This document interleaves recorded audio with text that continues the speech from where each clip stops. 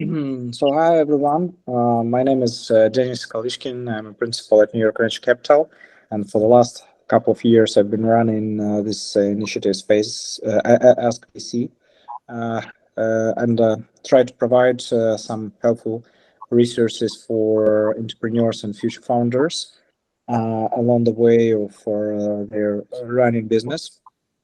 A few words about myself. I joined HBF for like in 2014, so more than 9 years I've been in this business. I've also tried and failed my own startup, and also I have an engineering background. I'm an aerospace engineer by education, and the second degree is in corporate finances. And over my career, I've seen many startups, mostly in the industry of Industry 4.0. So a lot of startups for various verticals, which bring new revenue streams and improve efficiencies. Yeah. So today we'll be talking about the topic about pitch decks, and I know that like my presentation I show you today is ugly. It looks ugly. Just didn't have time to make a fancy design, but I hope you will enjoy the content and the insights. So first of all, what is a pitch deck? So pitch deck is a presentation for VCs, which startups typically share with VCs before the meeting, and use it as a use it to tell their story during the meeting to the VCs. Typically, pitch decks have 10 to up to 20 slides, ideally 13 to 18 slides. And today I'll show you each example of each slide, and we'll discuss what should be in on that. But before we delve deeper into this topic, one thing I want you to understand is that actually fundraising and investment is B2B sales.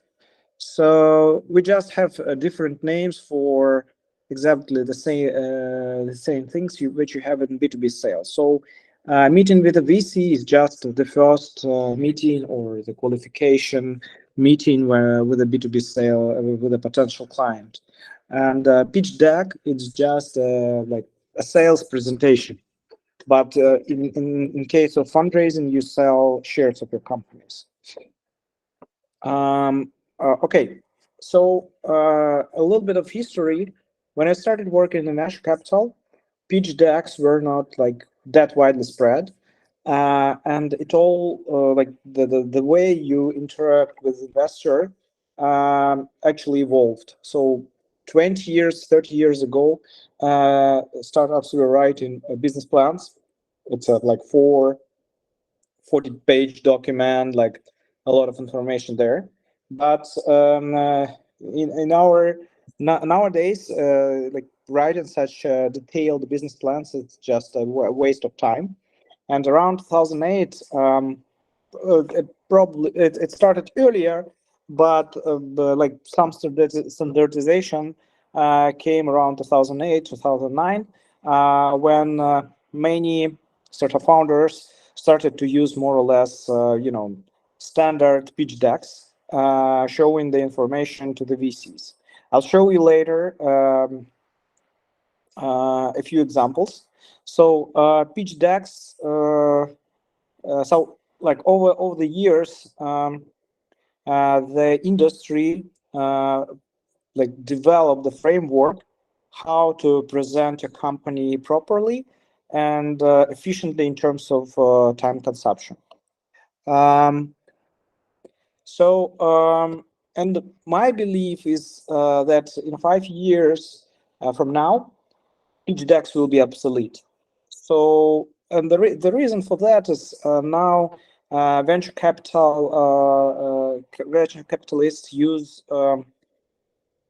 various parsers, CRMs, upload information about the startups, and pitch decks are actually the information, provide the information.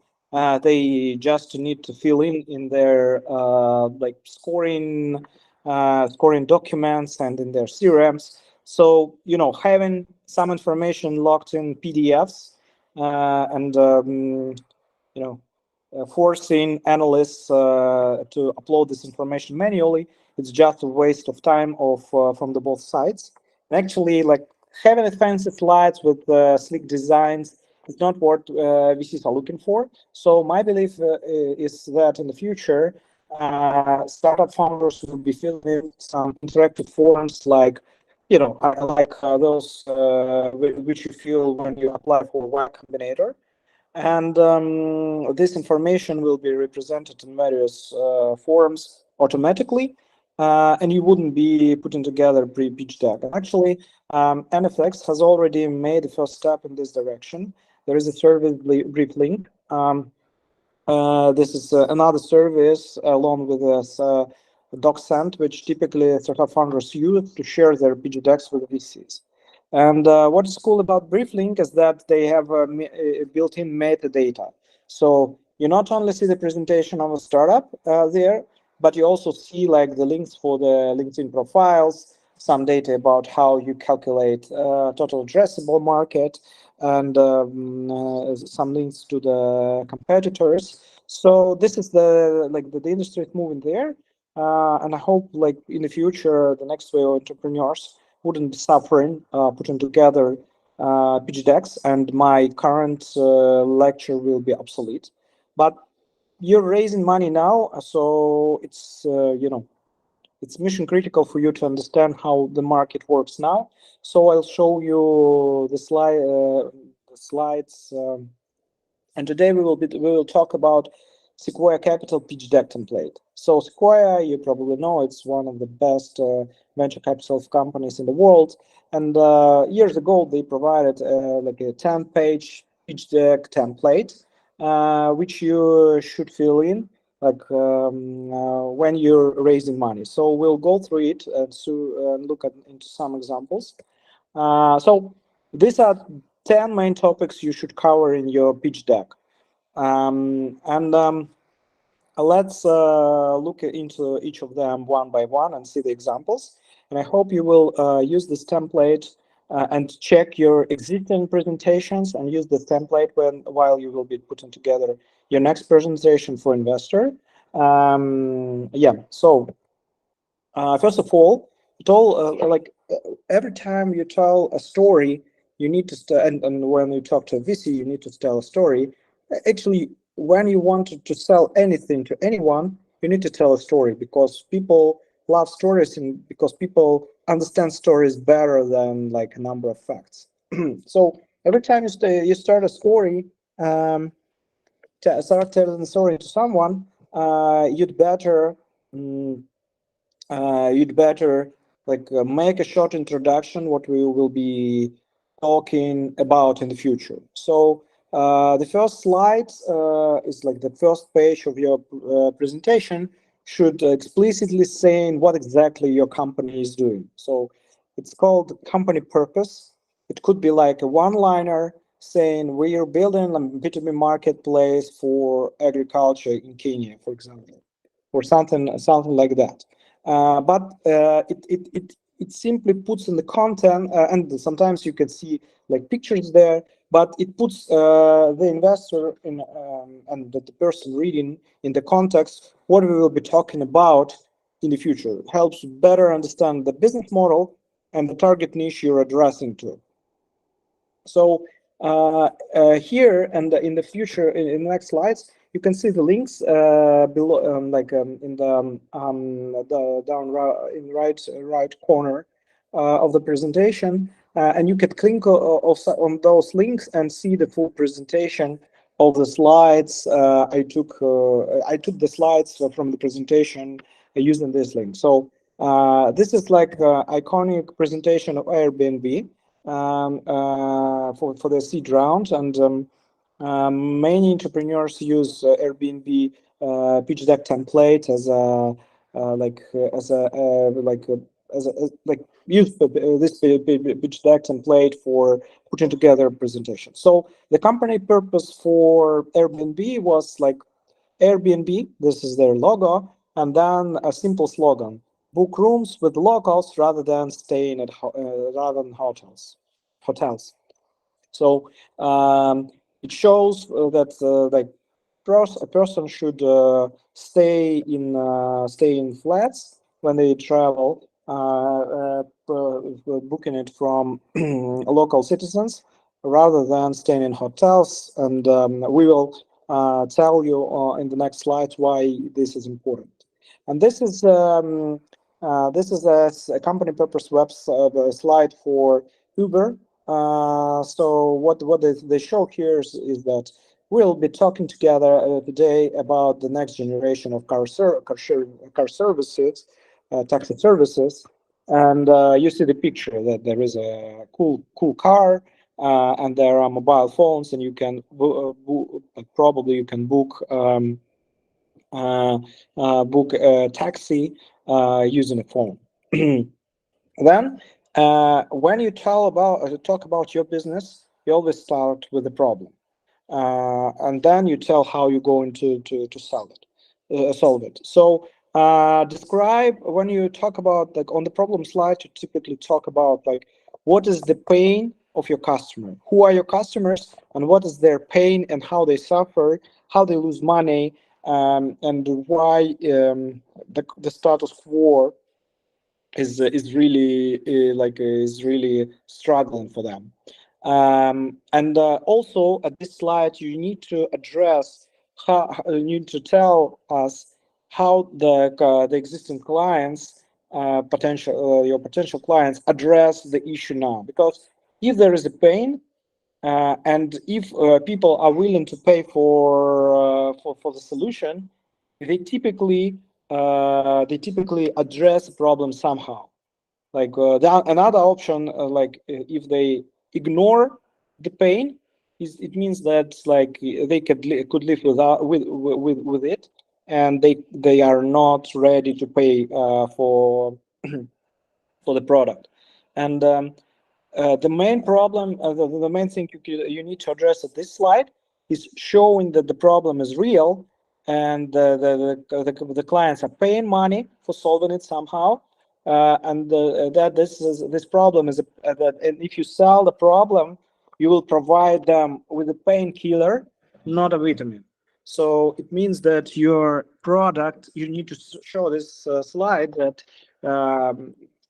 the clients can't wait to solve this problem, and they're really serious about paying for solving it.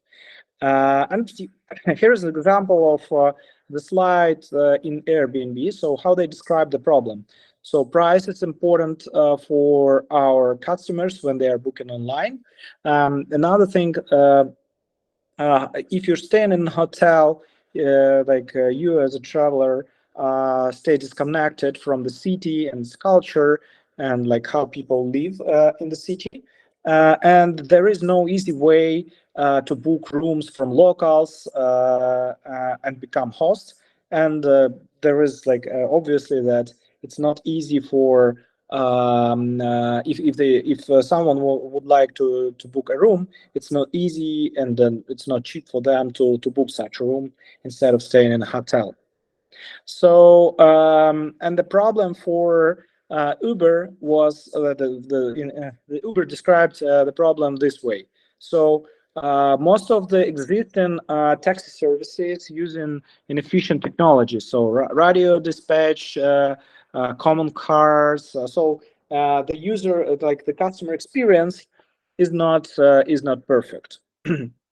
And from the client side, you use no GPS has been used, like taxi don't know exact location, and like it's not easy to find the taxi when you order it. And on the clients, on the taxi side, they also have that time of, like,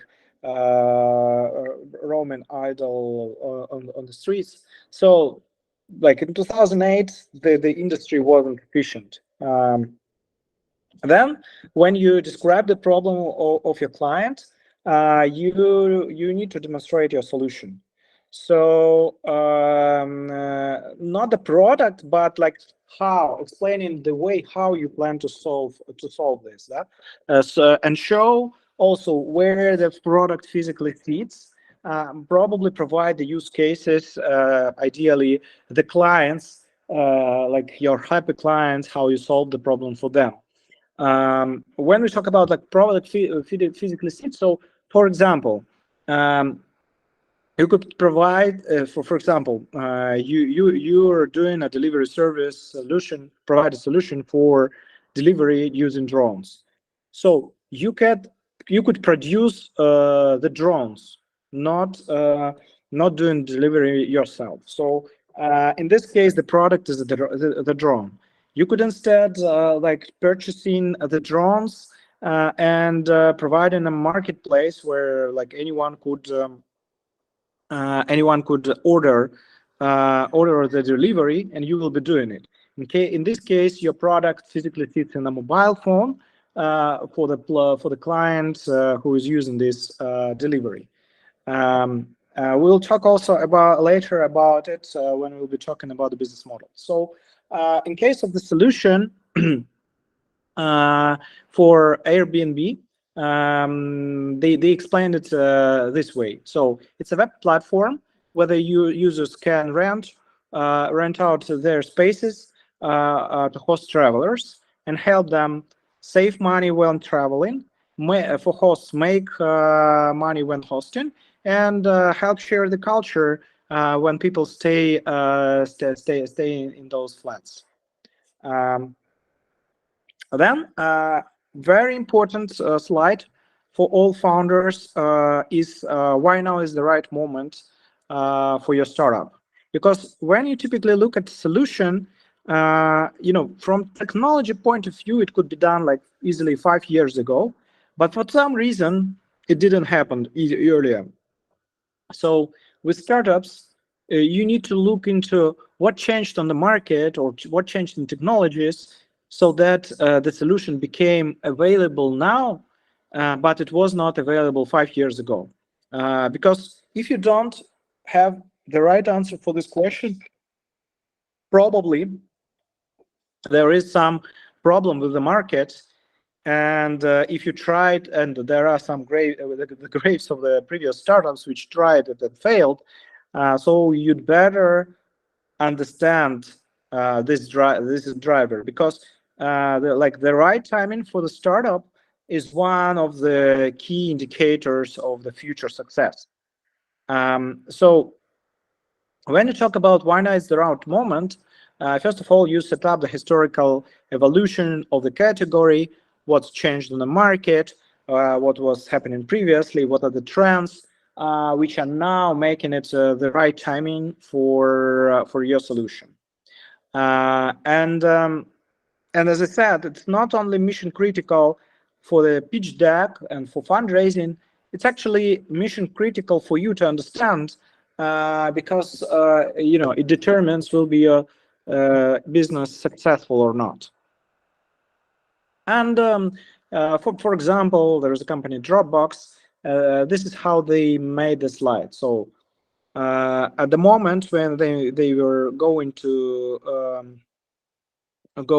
market their solution, so the situation was as follows. So lots of devices, bigger files, and more content was shared online between the distributed team. Then there was like the number of remote teams was increasingly growing, or the person you're working with the same file in various locations. So it was like the need for sharing documents easily and working with them was increasingly growing. On the other hand, the problem was that the failing bandwidth and the storage prices were high. So it wasn't like back then people used I don't remember the name, but like they used the services to share the documents, but those services were ugly. And what they said is that the solutions for sharing the documents and working with them as a team were more like Google's, more like a search sector before Google emerged. So it was ugly, it was inefficient, and they thought that like the industry was ripe for such revolution. Then when you talked about like why now is the right moment, you talk about the market size. So first of all, you talk about who is your ideal customer, what is the niche that you're addressing. Then you calculate the total addressable market, top down and bottom up, and show that this is like quite a big market. Ideally, this is a market with $1 billion in revenue, in annual revenue, in potential revenue. And this actually shows the VCs that the market is big enough so that you can build a unicorn there. For example, how Airbnb did the slide. So on one hand, they show that there are 2 billion trips booked online, and the budget online for bookings was like for $400 million. And then they calculated the potential serviceable addressable market. There is another company, DocSend, and it's online service for sharing the presentations with clients. Typically, this service is used by sales representatives. So how they calculated the market size? So they show the data that there are almost 18 million sales reps on LinkedIn, and 9 of them were in the United States alone. They also used another data point which showed that there are almost 8 million sales rep based on consensus data. And then they also made the assumption that 60% of LinkedIn sales reps are real sales, and that the salesperson would be happy to pay for a service around $250 annually. And then they calculated the total addressable market for their potential product to be more than $5 billion. This is how Uber did the calculations. So they didn't calculate the whole market, but what they did is they looked into the annual revenues of the top taxi hailing companies in the United States, and showed that annually that niche was more than $4 billion, and only 22% of those those revenue were coming from top 4 players, and the rest was distributed among smaller players. So what they were saying is that given this low concentration, like the industry is ripe for consolidation, and there probably will be some service like some sort of marketplace which would consolidate that. But the reality is that the niche for taxi hailing services is much bigger than $4 billion. But even with their conservative assumptions, it was a pretty big niche to raise money and to invest in it. Then another important slide is to cover your direct and indirect competition. First of all, you need to show the list of your competitors, and then to speak about like what are your competitive advantages and why you will become the player #1 in the category, why you will win over the competition. And VCs like to bet on #1 player. So of course we could be wrong, but when you pitch to investor, you try to show why you will be the #1 player. So here are some various types of how this slide could be done. This presentation, this slide is from Airbnb presentation. and this it's called a perception diagram. So to put it together, you need to take two parameters which are important for your client. So how the clients perceive your product and how they make decision. And then you take all the existing, alternative solutions for the problem and place them on the vertical and horizontal. And if you put together such diagram, the logo of your company should be in the upper right corner. I personally maybe 70% of the presentations I see use perception diagrams, but for me it's not efficient, and I personally don't like them, because on one hand, to find the names of the competitors, you need to Google them. You just can't click to the logos and get to the websites of the companies, and oftentimes those logos, there are companies with a similar name, and it's hard for you to find them. Another problem with this graph is that it's not obvious how big are the companies, like how long they have been on the market. So to understand the slide correctly, a VC needs to do a lot of research in-house to understand that you are in the right position. So although despite many VCs recommend to put together such slide, I typically I don't like it.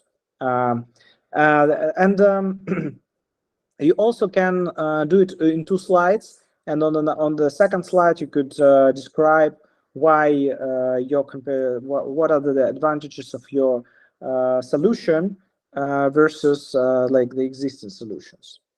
There is another way of putting together the competition competition slide.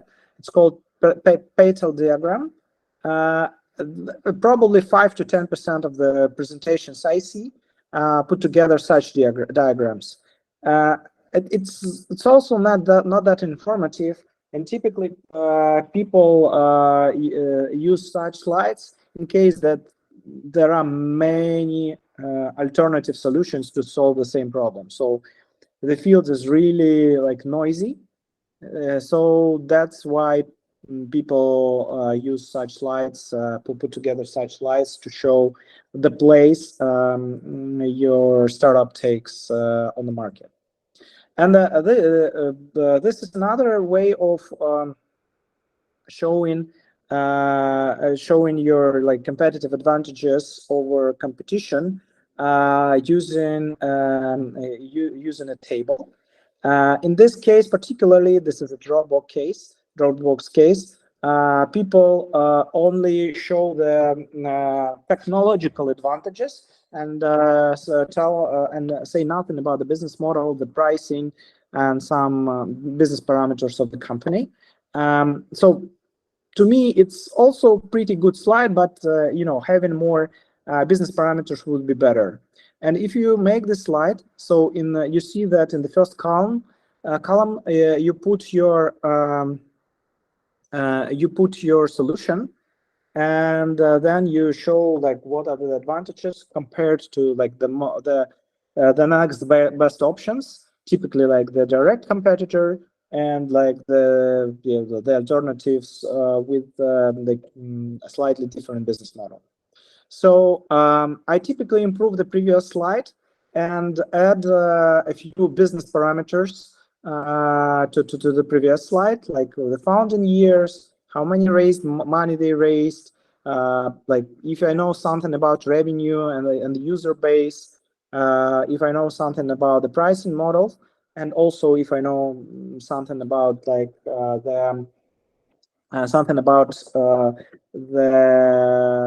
technological advantages. And then I write a couple of sentences explaining why exactly my startup will be winning the category.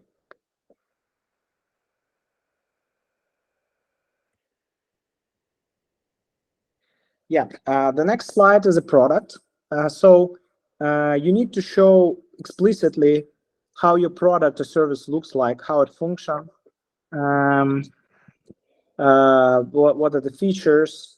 And there is also a separate slide where you show the development roadmap, how your product will be evolving in the future. So in case of Airbnb, they just made a few screenshots showing that here is a website. On the first page, you see you have an opportunity to make a search by city.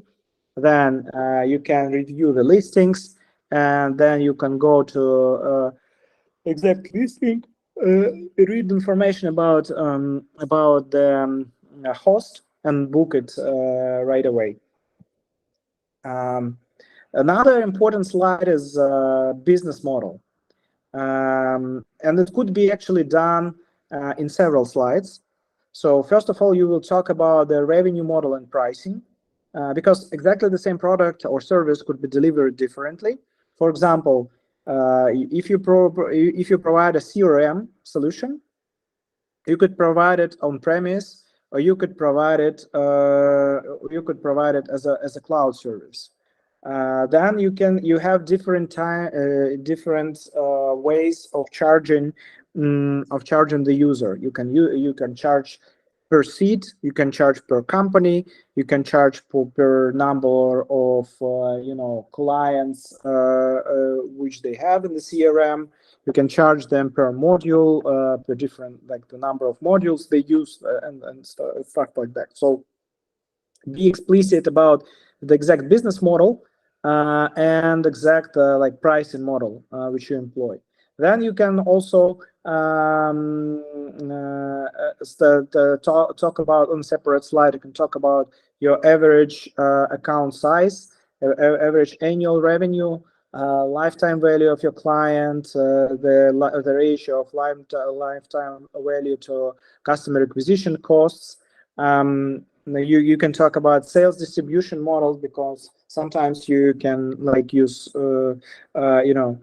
selling through content marketing or selling through advertising in social media, while in other cases you employ direct sales to the customers, or selling product or solution through like partner channels.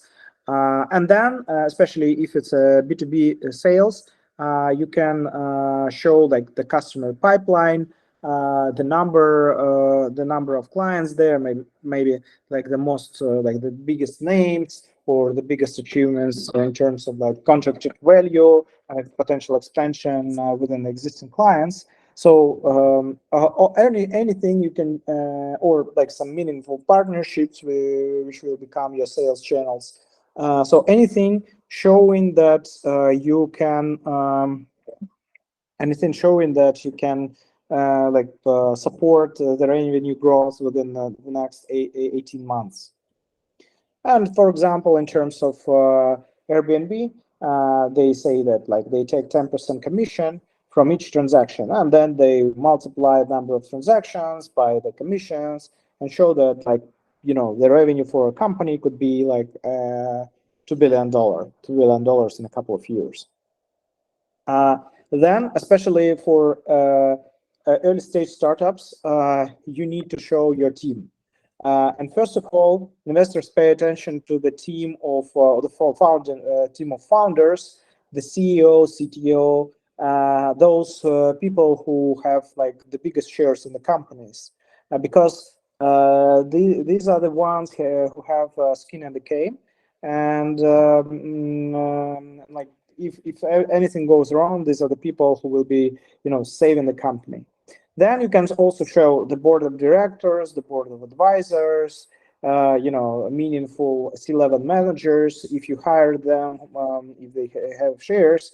But like the main attention would be on the founders. And here is how you could do the slide. Pretty easy, like showing the pictures, the names, the position, like what they're responsible for, and in a couple of sentences showing why is this person the best person and most experienced person to this position. Here is another way of doing this. And in this case, you can see also people showing the logos of the companies where they worked to study to, and showing like the main achievements of the people. And actually, one of the things you could do better there, you could also add links to the LinkedIn profiles of the people, because the first thing the VC do is they go to LinkedIn and look the profiles of the people. Sometimes they even do that automatically, because now VCs have scrapers, and those scrapers could employ some language models to understand like whether it's a good like an experienced person or not. And after you tell about the team, you need to talk about the financials. So the most relevant, especially for the early stage startups, is the cash flow statement. So you need to show how your revenue grows, how your user base grows, and what is the runway for your startup. Also, Sequoia talks about the cap table, so that you need to show the cap table. But personally, I haven't seen any presentation with the cap table. So cap table, so showing the ownership of the company, is something that you spare for like in personal meeting. It's not something which is should be mandatory in your presentation. And of course, there should be a slide about how much money do you raise. And the best recommendation here is that show the number of investment, the size of the round you're looking for, but don't talk about the valuation and the share you would like to grant to VCs. So this slide, they need to understand whether your ask, like the size of investment you're raising is adequate to the market conditions, and whether it if you are the right investments for them in terms of the stage. And typically, this is not a single slide. It could be done in several slides. For example, Canvas did such actually an ugly slide, a lot of graphs. But what you could do, like you could show you could show like a graph how your user base grows alongside with how your monthly revenue is growing. And typically, the best practice here is to show historical data, and on the same graph showing historical data and projected data for the next couple of years. Then you could also talk about key metrics like monthly revenue, ideally talking about actual revenue and actual ACVs and customer acquisition like lifetime value versus customer acquisition cost. So something which you are proud of, showing that your company has a good unit economics. Yeah, this and the last slide should be your contact slide. Sometimes founders do the mistake of not putting it into the presentation, and the problem with this, and so they think, okay, I send it I send it via email anyway, and they know my email, so they could reach out to me. But the reality is that at some point they could upload it in the CRM or send it via Messenger, so that your contacts will be lost. And even if the person read the presentation and would like to reach out to you, they experience problem because they don't have the explicit contacts. Do you have any questions so far? If you have any questions, you could ask them there right now.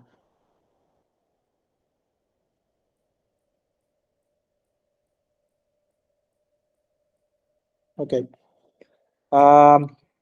Another subsection, it would be a short one. What you could do is that there is a good service, DocSend. It's typically used for sharing the presentations. And what DocSend does, they regularly do the researches and compare good and bad presentations, and what was like good and bad about the presentation, how you could improve the presentation to be more successful. I've left here a few links, and you can use them.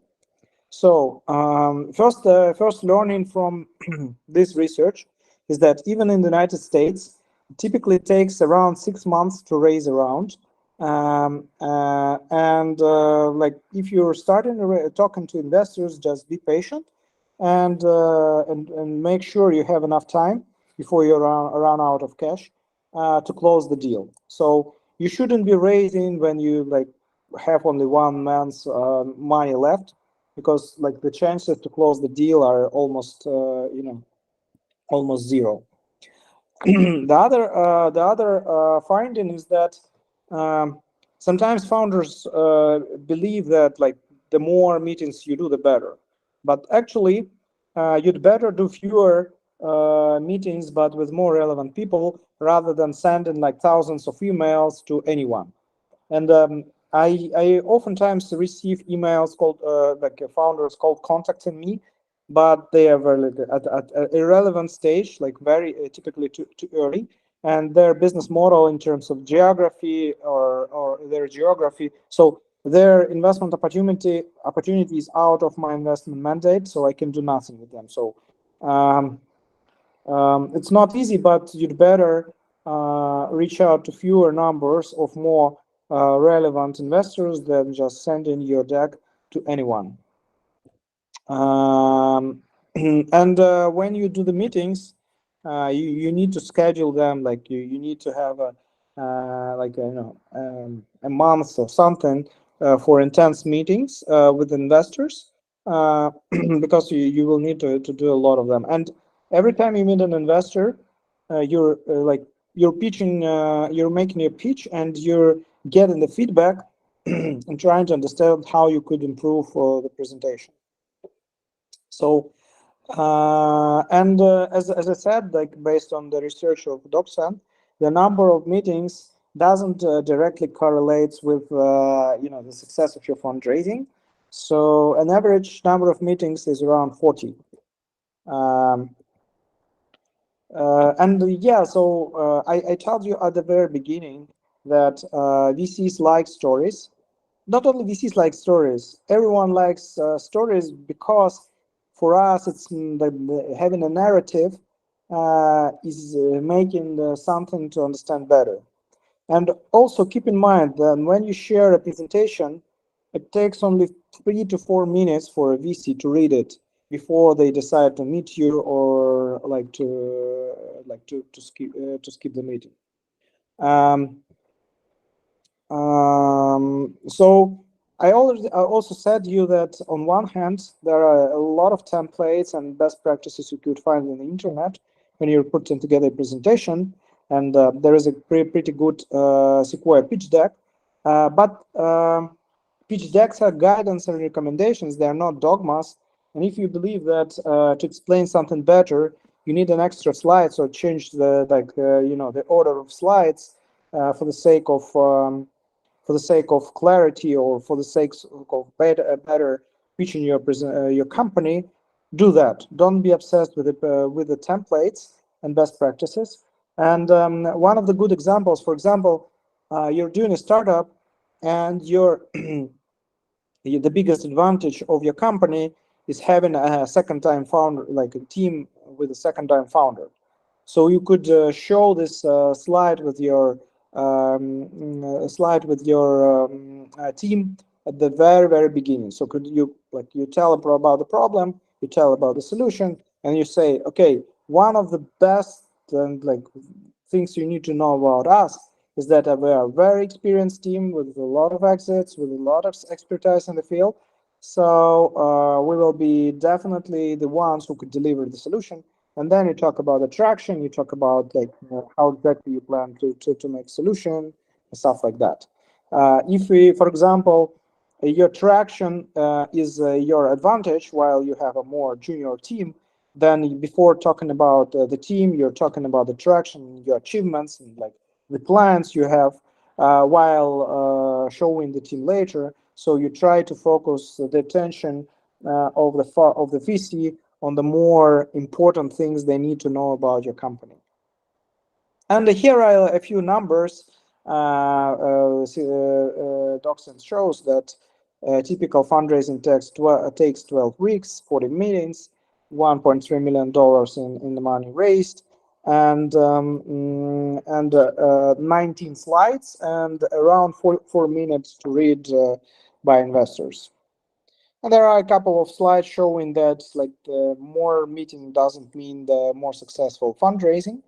And here is the slide showing that there are various templates. There is a DocSend template, there is a Sequoia template, and they compare the types of slides they have in various templates. But as you see, DocSend template and Sequoia template are more or less the same. The only difference is the order of several slides. So as I said, like the industry has developed like more or less a standard pitch deck template, which they're accustomed to. And typically, people, when look into presentation, they look for familiar slides and the relevant information. They need to make a quick screening before they decide to make a meeting.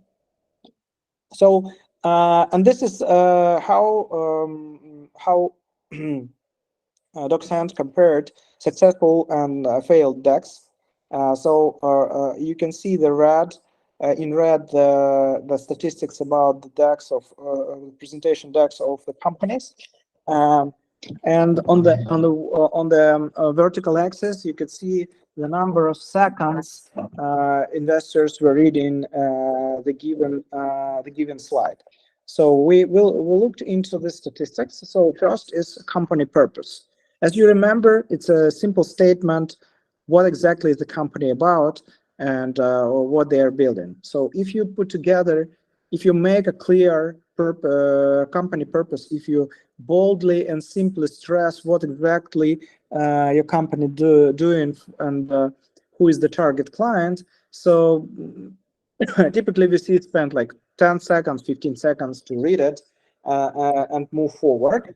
While if you were not obvious enough, they will need to spend more time reading and trying to understand what your business is about. Another thing is, you know, successful decks have a really good slide with the team. So if you look into, if looking quickly at the website, at the LinkedIn profile or at description of your company, like you see that, like, yes, this is an experienced team with a relevant industry experience, or like previous successful founders.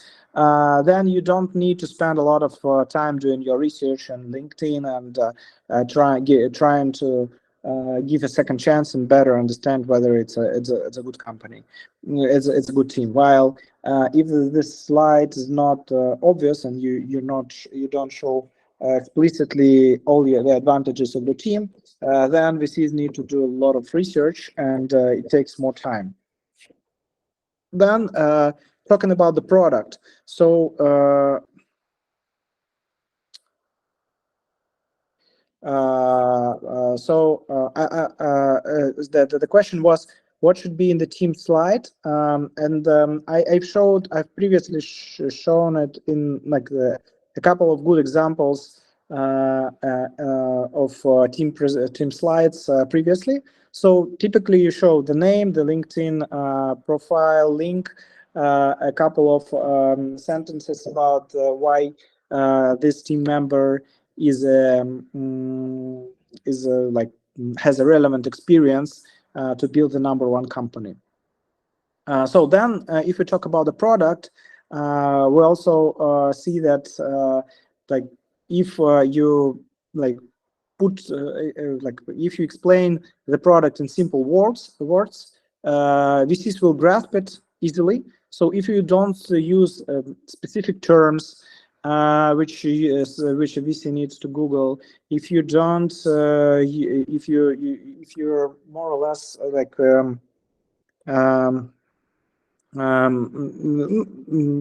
explain more or less well what the company, what is the business model, what is the product, VCs will grasp it. VCs will understand it easily because we see a lot of we see many companies, and yeah, we can understand the idea fast. But if you're not obvious, you're not stating boldly how exactly the product works, then we need to go to a website, try to watch some reviews, and try to understand what exactly you're doing. Then the market size. If you boldly show that, okay, we're addressing a market size of 10 million people, we charge $10 per month per each person, we multiply this one by another, and we end up in like 10 million people, $100, so we will end up in a $1 billion market. While if you're not obvious, sometimes the startup founders, they show, okay, we're working on $1 trillion industry, but then VCs need to do their own exercises of calculating the market sizing, so make this make the life easier for them. And then if you one of the slides where startup VCs spend a little bit more time is the competition.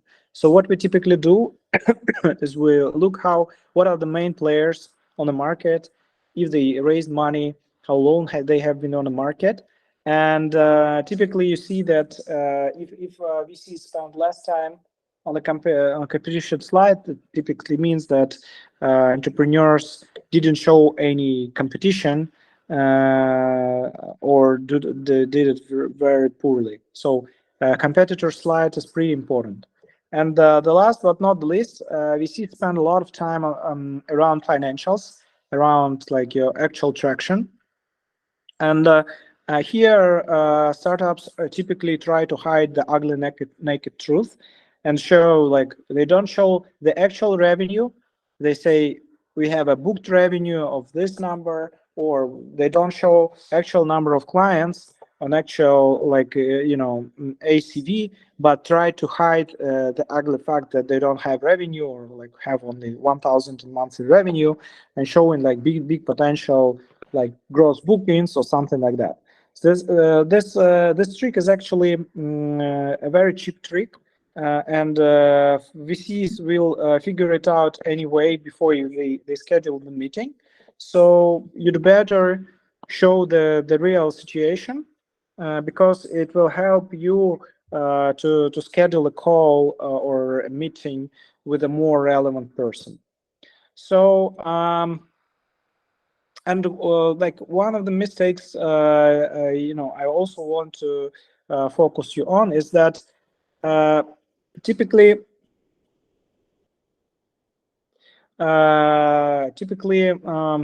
startups are very obsessed with the product and its features, and oftentimes because the startups are built by technical founders. But the reality is that you don't need to pitch a product, you need to pitch to investor a business opportunity. So you need to show that they are investing in a company, and this is the company has an opportunity to become huge, and investors, and number one in the category, and investors will earn tons of money. That's pretty it for now. You can find me at LinkedIn, and you can also check the materials I provide on my blog, and some video materials on my website. There was a question, if VCs invest in pre-revenue companies. Typically, VCs don't invest in pre-revenue companies. There are some exceptions, but in many cases, VCs invest in companies with revenue. For example, if it's a SaaS business in the United States, VCs typically invest when the company has, like, I don't know, $10,000 to $20,000 and probably $30,000 in monthly recurring revenue.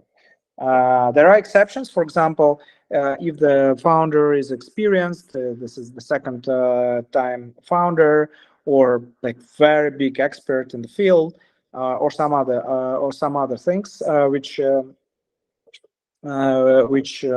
know, make the deal sexy to the founders, to the VCs. But typically, VCs don't like pre-revenue deals.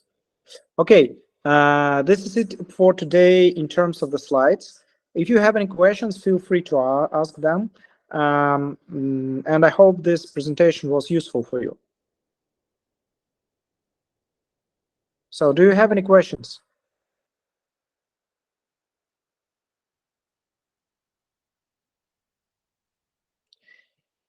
Yeah, Victor, please. What's your question?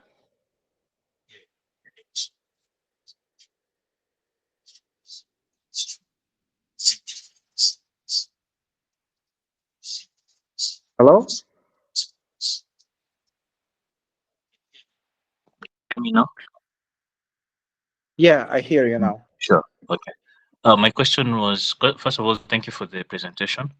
I wanted to find out, in simplifying the slides, how do you simplify it?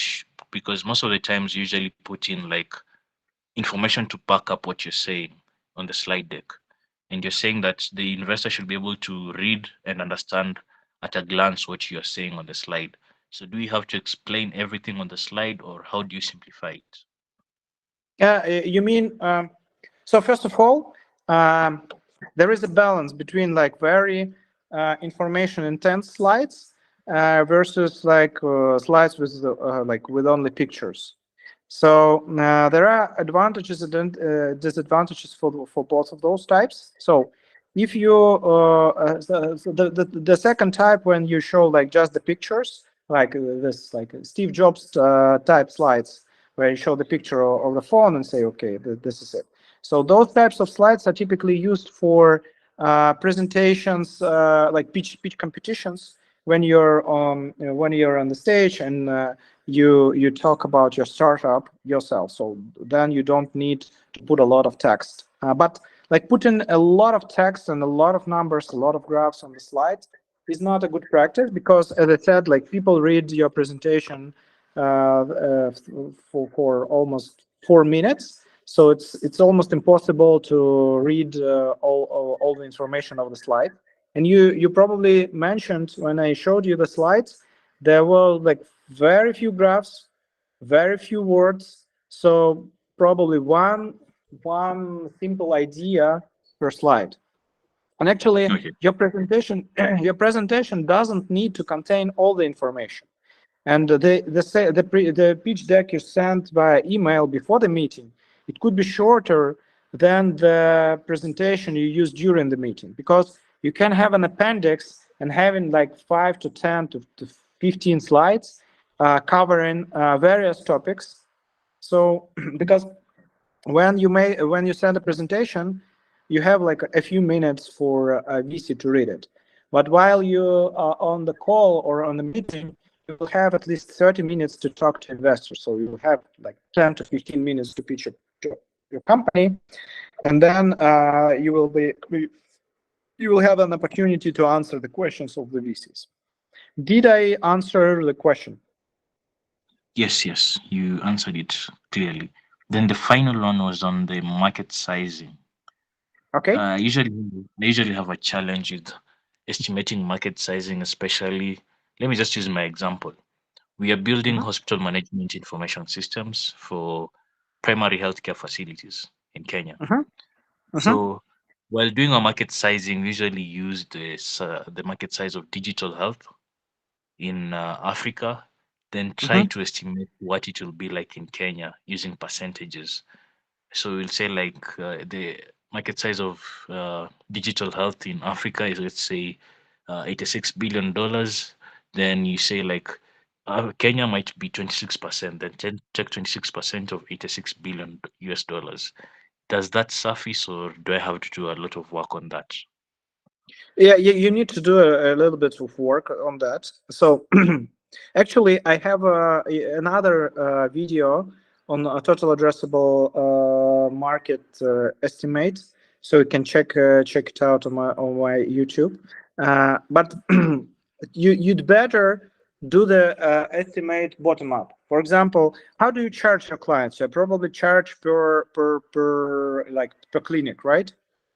Yes, per clinic. Okay, you charge per clinic, so you need to estimate somehow the number of clinics in Kenya, right? Okay. So you probably can, for example, I did the same for Latin America. For example, I knew the number of companies in Brazil, but I didn't know the number of companies, for example, in Argentina.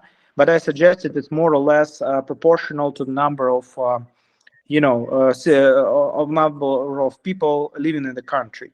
So you could use that proxy for estimating the number of clinics in Kenya, and then you multiply your annual revenue per clinic on the number of clinics. So that would be the best way to make this assessment. While your approach, I see that much, but you actually don't assess the total addressable market.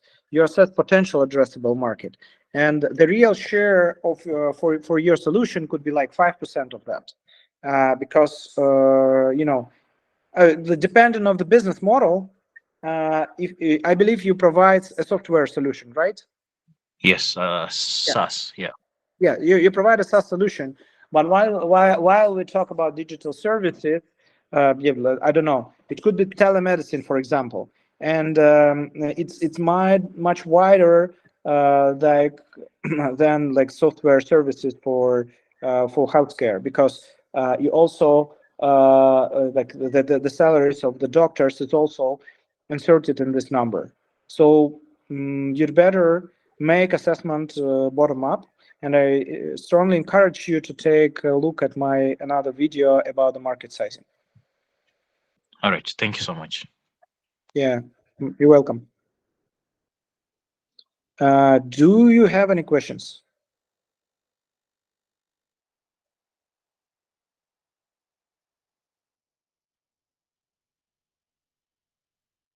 Okay, so if none of you have questions, we can wrap it up for today. It was a pleasure talking to you. I hope the presentation will be useful, and I hope you will all close the round and build a successful business. And the last thing I want you to remember is remember that raising money is actually not the hardest part. The hardest part begins when you raise money and need to deliver on the result, deliver on the promises you did during fundraising. So